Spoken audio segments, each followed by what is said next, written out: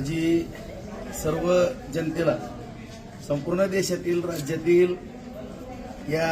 धाराशिव लोकसभा मतदारसंघातील माझ्या तमाम मतदार बंधू भगिनींना नम्रतेची विनंती आहे की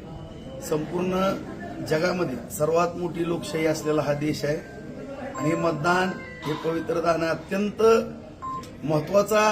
हा आपल्या जीवनातला एक क्षण असतो आणि हे मतदान सर्वांनीच करावं, कुणीही कंटाळा करू नये एवढी नम्रतेची विनंती करतो। ऊन जरी असेल तरी देशाचं भवितव्य, देश हिताचे